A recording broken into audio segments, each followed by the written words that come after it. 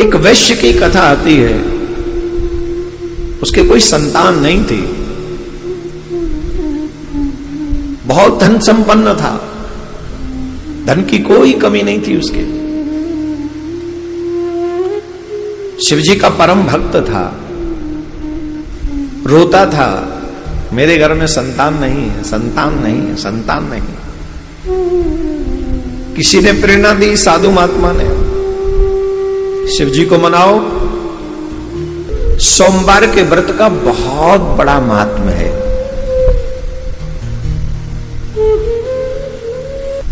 शिवजी के सोमवार व्रत किए, भूत बाबन प्रसन्न हुए, प्रकट हुए, कहा बताओ क्या मांगते हो? बोले महाराज संतान नहीं है, संतान दे दो। बोले ठीक है, वैसे तो तुम्हारे भाग्य में संतान नहीं है, पर तुमने तपस्या की है, इसलिए तुमने सोमवार का व्रत किया है, इसलिए हम प्रसन्न हैं, हम तुम्हें संतान देंगे, लेकिन एक शर्त है। बोले क्या? सिर्फ 16 वर्ष का होगा। भगवान इतना कह के अंतर ध्यान। अब बताओ खुशी मनाए कि दुख मनाए?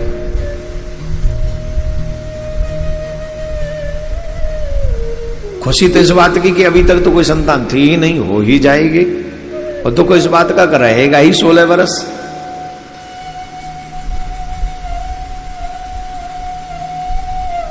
कई बार सुख भी आते हैं तो ऐसी कंडीशन में आते हैं कि आप एंजॉय नहीं कर सकते। अच्छा समय आता है, लेकिन पीछे पीछे हमारे ब्रज में के पुंछारो, दुख को पुंछारो भी लगे रहे तो जाए। इतनी बड़ी खुशी को छोटे से दुख के कारण वो पुंछारो लग गो, नवा के चक्कर में अब खुशी नहीं मना सकते। अब ये पुंछारो लग गो कि ना लग गो, कि पुत्र तो होएगो पर 16 साल को ही रहेगो बस।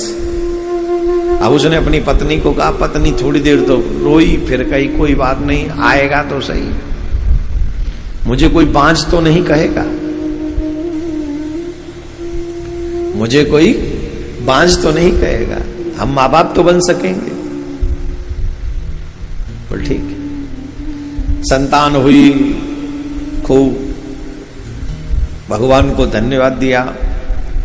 11 वर्ष का जब बच्चा हुआ तो उसे विद्या अध्ययन करने के लिए काशी भेज दिया, मामा के साथ बहुत सारा धन दे के भेजा।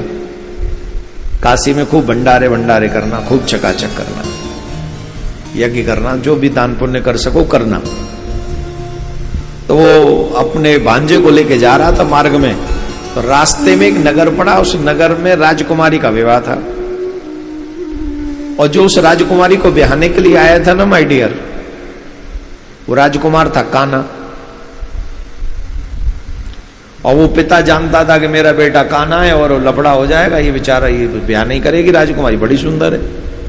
तो ये वैश्य का बेटा जो था बड़ा सुंदर था। आजकल की तरह नहीं है कि 45 साल का हो जाएगा तब सोचेंगे। 11 साल को वो राजकुमार, 11, 12, 13 साल को ही होगा, बड़ा सुंदर था। उस बच्चे को कहा कि तुम मेरे बेटे की जगह विवाह कर लो, और जब विवाह करके लाओगे तो बहू हम ले जाएंगे। अच्छा कह कुछ सकते नहीं, वैसे आदमी युद्ध विद्ध ज्यादा करते नहीं, और वो राजा की फौज, मिलिट्री, सब राजकुमार कैसे हिम्मत करे, तो वो भी हाँ में हाँ मिला दिया। बोल ठीक है करवा दो ब्याह। बैठ गया, ब्याह कर लिया, फेरे पड़ गए, सब हो गया। और जब जाने लगा तो राजकुमारी के उसे मौका मिल गया, दुल्हन थी वो तो उसके कान में कह दिया, मैं तेरा असली पति नहीं हूं, तेरा असली पति तो कान्हा है, बाहर बैठा है, तू यहां से जाएगी तो कान्हे के संग ब्याही जाएगी।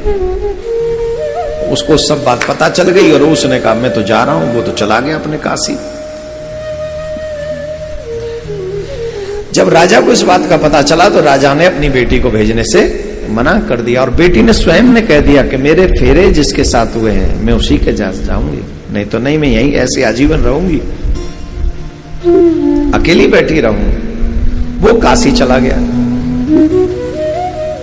काशी में विद्या अध्ययन भी करता था, सुयोग दान भी करता था, यज्ञ करता था। एक यज्ञ चल रहा था, 16 साल पूरे हुए। यज्ञ के चलते चलते पूर्ण होने से पूर्व वो बालक आ गया अपने कक्ष में, और वो बीमार होने का, क्योंकि समय आ गया, कोई ना कोई तो बहाना बनेगा, तो उसकी मृत्यु हो गई।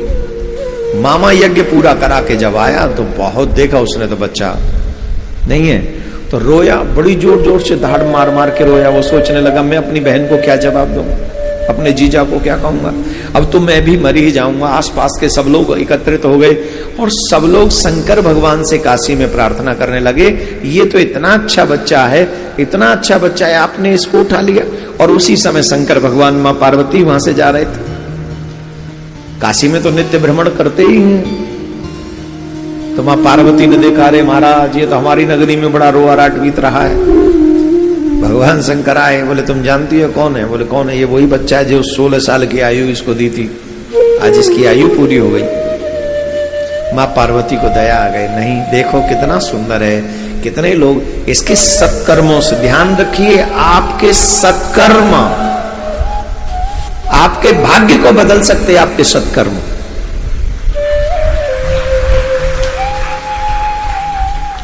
और आपके बुरे कर्म आपके भाग्य का नाश कर सकते हैं।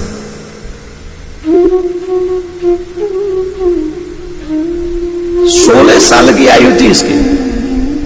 आज व्यक्ति लूटपाट में लगा हुआ, लूट खसूट में लगा हुआ, जो जहां से मिल जाए, सियावर रामचंद्र की जय, पात्रता है या नहीं है, जो मिले सो खाओ कमाओ ऐस करो।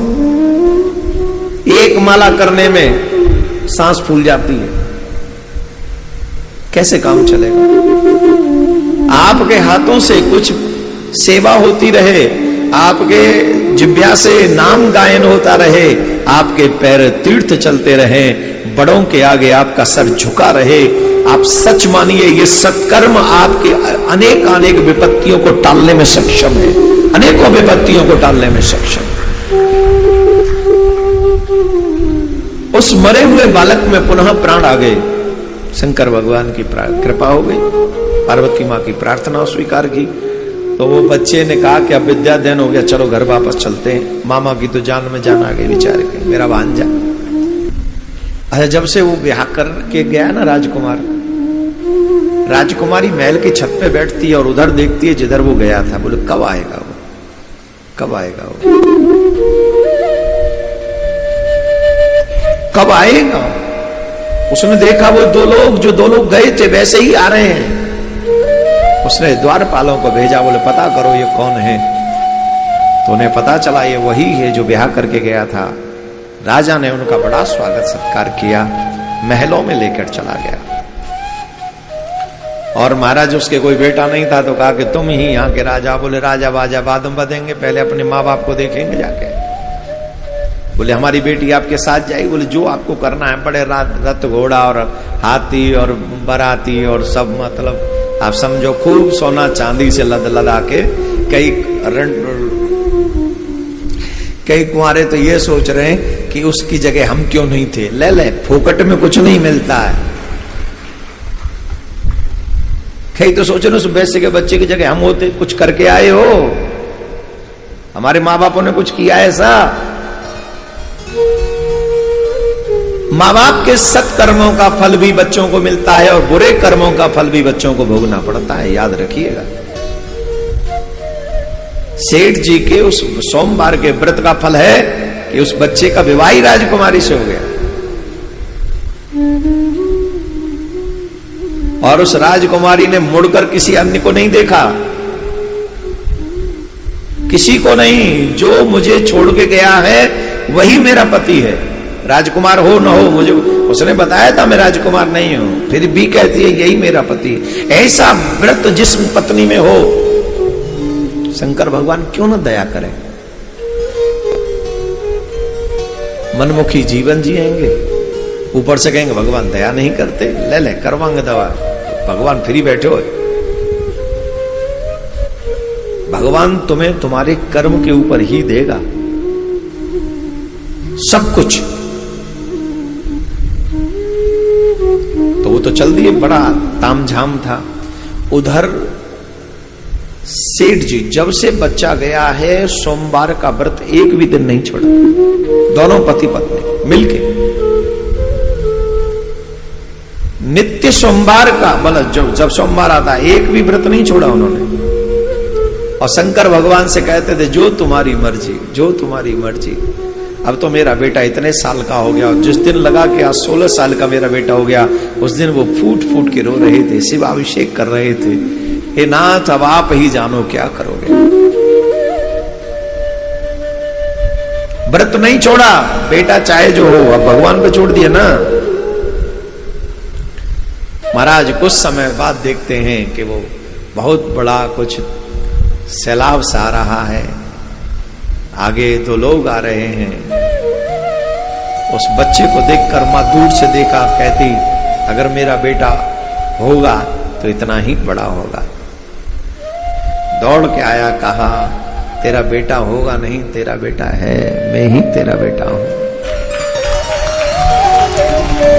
ये कथा मैंने सूक्ष्म में कही है, विस्तार तो इसका बहुत बड़ा है, पर सूक्ष्म में ये कही है कि भगवान की भक्ति अगर आप निश्चल मन से करते हैं तो कई बार तो मृत्यु भी टल जाती है। महादेव मृत्यु को भी टाल देते हैं, ऐसे महादेव। अकाल मृत्यु वो मरे जो काम करे चांडाल का, काल उसका क्या करे जो भक्त हो महाकाल। भगवान की भक्ति दिखावे के लिए नहीं, कल्याण के लिए करनी चाहिए। दिखावे से लोग तो कह देंगे कि हाँ भक्त है, पर कल्याण कहां होगा। कल्याण तो तुम समझ लो कि तुम ही हो भगवान के, भगवान ही है तुम्हारा। अब हानि लाभ जीवन मरण सब कुछ तेरे हाथ, ये निश्चय करो।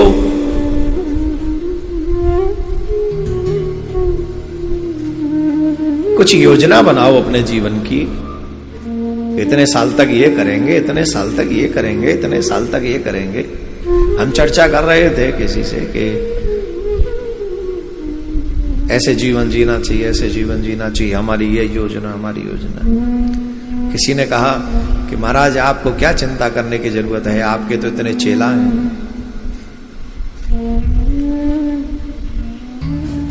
हमने कहा जब हम वहां जाएंगे, हमारे मन में आया, कहा तो नहीं, जब वहां जाएंगे तो कोई चेला हमारे कर्मों का लेखा जोखा नहीं देगा। अरे चेलाओं की छोड़ो, बेटा भी नहीं देगा, बेटी भी नहीं देगी हमारे कर्मों का लेखा जोखा। हर एक कर्म का जवाब हम ही को देना पड़ेगा। वहां कोई चेला हमारी सहायता करने नहीं आएगा, गुरु जी कोई नहीं आओ, गुरु जी के ये पाप है तो इनकी जगह हमें भुगवा दो, हम भोग लेंगे, गुरु जी को छोड़ दो। वहां सब चेला यूं ही कहेंगे गुरु जी ने किया, गुरु जी को देखो, हमारे को हमें देखो। हाँ, गुरु मंत्र लेने के बाद शिष्यों का तो भला हो जाएगा, लेकिन कोई बिरला ही शिष्य एक आध ऐसा होता है जो अपने साथ साथ अपने गुरु का भी कल्याण करवा लेता है, वो बिरला होता है। शिष्यों से दक्षिणा मिल जाए यही पर्याप्त नहीं है। शिष्य दक्षिणा दे जाएं, वस्त्र दे जाएं, अटरम दे जाएं, सटरम दे जाएं, ये तो क्षणिक है। कौन शिष्य ऐसा होगा जो अपना कल्याण करे और अपने गुरु का कल्याण करे? ऐसा शिष्य हो, फिर हम कह रहे हैं यहां कोई किसी का नहीं, कोई किसी के काम आने वाला नहीं। अगर हमारे और आपके कोई काम आएगा तो सिर्फ भगवान का नाम आएगा, सुंदर कर्म ही हमारे काम आएगा। उसे करो, उसे आगे बढ़ाओ, और जब तक उसे आगे नहीं बढ़ाओगे बात नहीं बनेगी।